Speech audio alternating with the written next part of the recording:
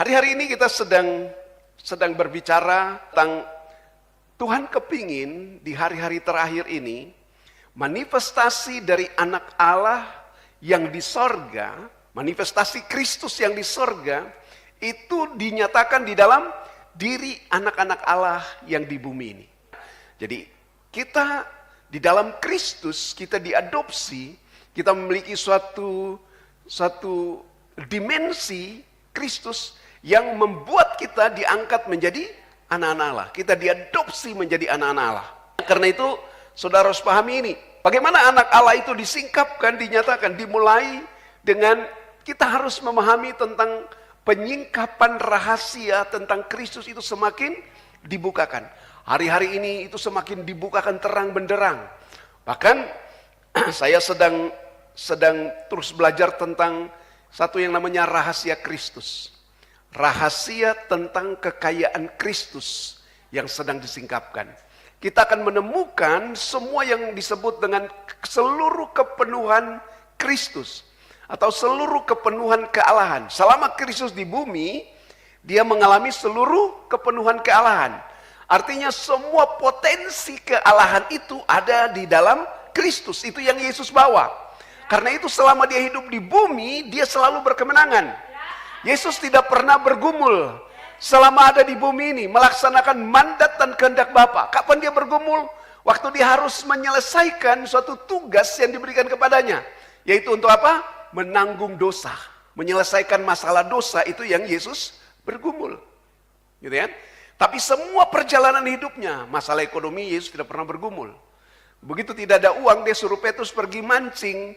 Ikan pertama yang ditangkap di danau itu ada uang di dalamnya.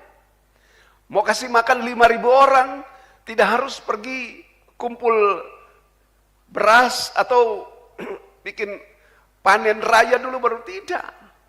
5 roti 2 ikan dia angkat, selesai.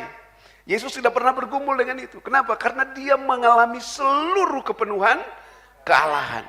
Ya. Dan dia berfungsi sebagai tempat operasional Bapa di bumi. Ya, tempat operasional Allah di bumi. Allah bekerja di bumi melalui Yesus. Karena itu hari-hari ini juga Tuhan itu mau supaya kehidupan yang sama, manifestasi dari anak Allah yang di sorga itu, yang sudah di surga, Yesus, itu juga dinyatakan di dalam diri anak-anak Allah yang di bumi.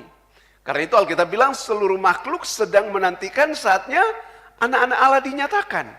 Seluruh makhluk tidak sedang menantikan Yesus datang pada kali yang kedua. Tapi gereja sibuk. Ya, bicara terus tentang kedatangan Yesus pada kali yang kedua. Ya, saudara harus pahami bahwa Yesus datang pada kali yang pertama itu sudah. Tapi untuk dia datang pada kali yang kedua, kalau kita selidiki Alkitab secara baik, ada dalam 3 tahapan. Tahap yang pertama, Yesus datang di dalam diri orang-orang kudusnya. Yesus datang pada orang-orang kudusnya. Lalu yang ketiga, nanti Yesus datang bersama-sama orang kudusnya. Dan yang paling dekat hari-hari ini adalah Yesus itu datang di dalam diri orang-orang kudus. Dan kita sedang mengalami itu.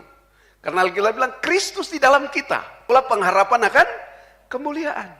Ini rahasia yang tersembunyi dari abad ke abad, dari generasi ke generasi. Dan rahasia itu mulai dibukakan hari-hari ini.